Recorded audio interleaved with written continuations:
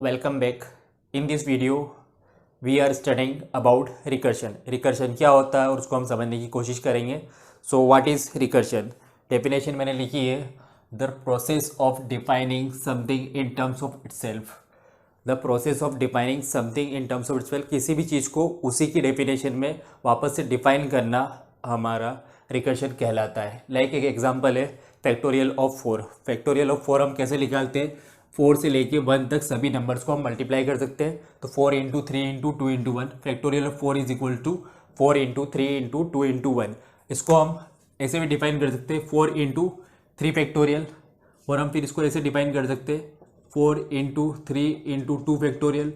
और इसको ऐसे कर सकते हैं 4 इंटू 3 इंटू 2 इंटू 1 फैक्टोरियल. उसके बाद हमारा कैलकुलेशन हो जाएगा. तो ये हमारा फैक्टोरियल का एग्जाम्पल है. मैंने यहाँ पे एक एग्जाम्पल लिया है, कोड लिया है, कोड लिया है, रिकर्सिव कोड है, जहाँ पे ये रिकर्सिव जो REC है ये हमारा फंक्शन का नाम है. और ये फंक्शन इसी फंक्शन को यहाँ पे वापस से कॉल कर रहा है. तो ये function calling itself is also called as recursion. मैं डेफिनेशन एक बार यहाँ पे लिख देता हूँ. A function calling itself is called as recursion. एक फंक्शन अगर खुद उसी फंक्शन को खुद को वापस से कॉल करेगा तो उसे हम बोलेंगे रिकर्शन. तो ये रिकर्शन की डेफिनेशन. यहाँ पे मैंने एक फंक्शन बनाया REC इंटेक्स, जो यहाँ पे एक पैरामीटर एक्सपेक्ट कर रहा है इंटीजर टाइप का. और ये फंक्शन कैलकुलेट कर रहा है factorial of a number. The function is calculating factorial of a number. तो यहाँ पे फंक्शन का नाम है REC and the value it is expecting is of type integer. ये यहाँ पे एक कोड लिखा है मैंने, और इसी को मैंने 2 बार और कॉपी कर दिया है. अभी मैं समझाता हूँ कि क्यों कॉपी किया और क्या समझ में आने वाला. इस फंक्शन को हम मेन फंक्शन से कॉल करेंगे. ऑब्वियसली हमें पता है C प्रोग्रामिंग लैंग्वेज का एग्जांपल लिया है.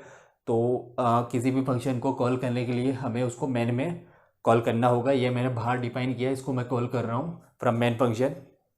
तो सपोज कीजिए मैंने यहाँ पे मुझे कैलकुलेट करना है फैक्टोरियल ऑफ 3. तो मैंने यहाँ पे मेन फंक्शन से पास किया 3. ओके, x की वैल्यू अभी है 3. यहाँ पे x की वैल्यू अभी है 3. सो x की वैल्यू 3 है. अब कोड अंदर जाएगा, f डिक्लेयर हो जाएगा एक वेरिएबल मेमोरी में. Now if value of x is equal to 1.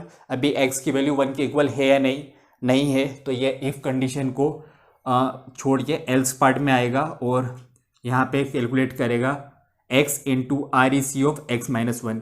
तो x क्या है हमारा 3, x 3 है. तो f हो जाएगा हमारा 3 into REC of 3 minus 1. 3 minus 1 क्या होता है 2. अब ये उसी फंक्शन को वापस से बुला रहा है. REC को हमने कॉल किया था और REC के अंदर वापस से REC को बुला रहा है. ओके, तो ये केस हो गया रिकर्शन का. तो नाउ अब वापस से REC 2 पे जाएंगे. तो यहाँ से मैंने एक वापस से कॉपी बनाई उसी फंक्शन की REC, और यहाँ पे वैल्यू आ जाएगी 2. Now REC with value of 2 में से कॉल कर रहा हूँ. अगेन यहाँ पे चेक करेगा x की वैल्यू 1 है या नहीं है. तो ये एल्स पार्ट में जाएगा और अगेन यहाँ पे अभी x की वैल्यू है 2. तो f हो जाएगा हमारा 2 multiplied by REC of 2 minus 1, जो कि है 1. 2 माइनस 1 इज 1. अगेन यहाँ पे वापस से फंक्शन को कॉल किया है. तो ये वाला REC1 इसको कॉल करेगा वापस से उसी के टर्म में. नाउ अब यहाँ पे चेक कीजिए x की वैल्यू 1 हुई या नहीं. जो यहाँ पे मैंने वैल्यू पास करी है 1, बिकॉज यहाँ पे 1 आ रहा था, मैंने 1 पास किया है.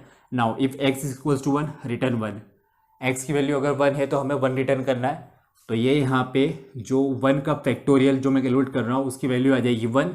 तो यहाँ पे ये 1 हो जाएगा. REC x माइनस 1 का पूरा कैलकुलेट होके 1 आ जाएगा. तो ये वाली चीज़ रिप्लेस हो जाएगी 2 इंटू 1 से. ये रिप्लेस हो गया.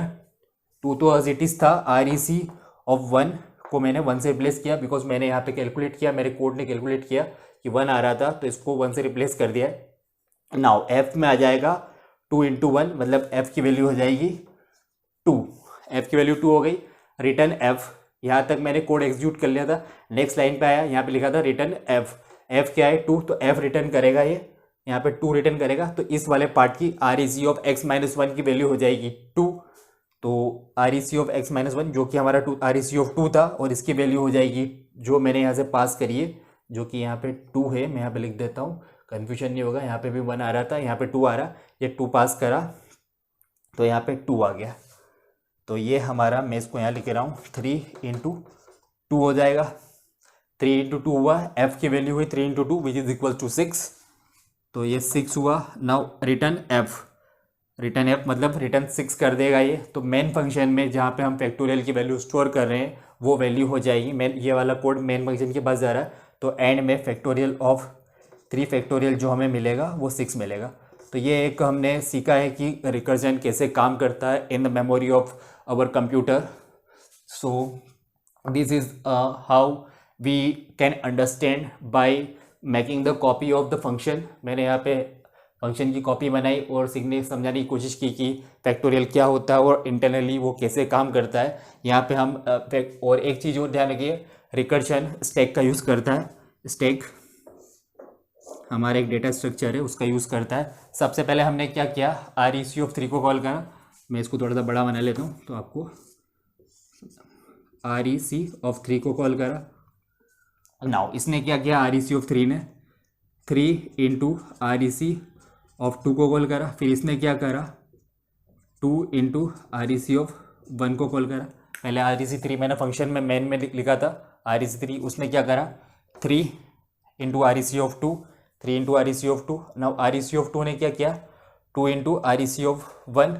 नाउ इसने क्या किया, REC(1) ने 1 रिटर्न कर दिया, 1 आया। नाउ यहाँ पे वैल्यूज अभी पुश हुई है स्टैक में, अब पॉप होना चालू होगी तो 1 पॉप होगा और 2 इंटू REC(3) मतलब 1 यहाँ पे आ जाएगा, ये हट जाएगा, ये इसको रिप्लेस कर देगा 1 से, जो कि मैंने आपको बताया।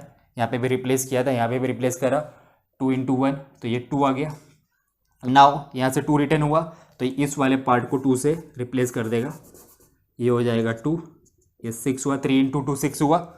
और यहाँ पे ये रिटर्न एफ मतलब 6 को रिटर्न करेगा, तो यहाँ पे स्टैक में से सब 6 आ गया और अब 6 भी पॉप हो जाएगा, जो कि हमारा फंक्शन जब एंड होगा यहाँ पे रिटर्न एफ के बाद ये जो हमारा क्या बोलते हैं ब्रैकेट मैच होगा, तो यहाँ पे ये भी पॉप हो जाएगा। और जहाँ मेन फंक्शन में REC(3) की वैल्यू सेव हो जाएगी 6 किसी भी वेरिएबल में। So this is how we understand recursion uses stack, और स्टैक का एग्जांपल मैंने यहाँ पे दिया है आप लोगों को। That's it in this video. अगले वीडियो में हम कुछ और देखते हैं।